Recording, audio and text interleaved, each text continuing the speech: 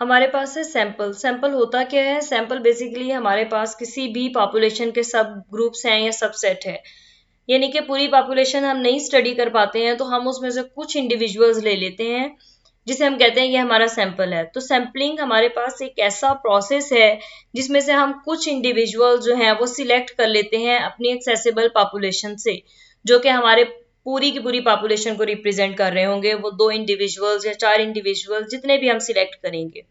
अब सैम्पलिंग जब हम कर रहे होते हैं तो उसमें हमारे पास 2 तरह की चीजें आती हैं, या फिर हमारे पास सैम्पलिंग फ्रेम्स आते हैं और हमारे पास सैम्पलिंग प्लान आता है।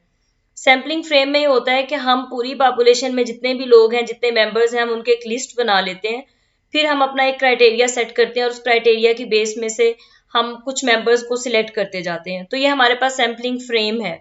इसी तरह से सैम्पलिंग प्लान में हमारे पास वो आउटलाइन स्ट्रेटेजीज हैं जो हम यूज करते हैं अपने सैंपल को स्टडी करने के लिए। ये हमारे पास 2 तरह की हैं, या हमारे पास प्रोबेबिलिटी सैम्पलिंग प्लान्स हैं या फिर हमारे पास नॉन प्रोबेबिलिटी सैम्पलिंग प्लान्स हैं। प्रोबेबिलिटी सैम्पलिंग में होता यह है कि जितनी भी पॉपुलेशन है उसमें हर इंडिविजुअल के पास नॉन जीरो चांस होता है सिलेक्ट होने का, यानी कि हम रैंडम सिलेक्शन कर रहे हैं, बायसनेस जो है वो एलिमिनेट हो जाती है इसमें। और इसका फायदा ये होता है कि इसके जो रिजल्ट्स हैं हम उसको जनरलाइज कर सकते हैं ओवर द लार्जर पॉपुलेशन। जैसे फॉर एग्जांपल हमारे पास एक जार है, उसके अंदर 100 डिफरेंट कलर्स के मार्बल्स हैं और हमने उसमें से क्या करना है, 10 मार्बल सिलेक्ट करने हैं। हम उस जार में से मार्बल्स निकाल के पहले एक बैग में डालेंगे, उसे अच्छे से मिक्स करेंगे और हम देखे बगैर उसमें से 10 मार्बल्स निकाल लेंगे। ये प्रोबेबिलिटी सैम्पलिंग है कि हर मार्बल के पास इक्वल चांस था कि वो सिलेक्ट हो, यानी कि जो प्रोबेबिलिटी सैम्पलिंग है इसमें पूरी पॉपुलेशन में हर इंडिविजुअल के पास इक्वल चांस होता है कि वो इसमें सिलेक्ट हो जाए।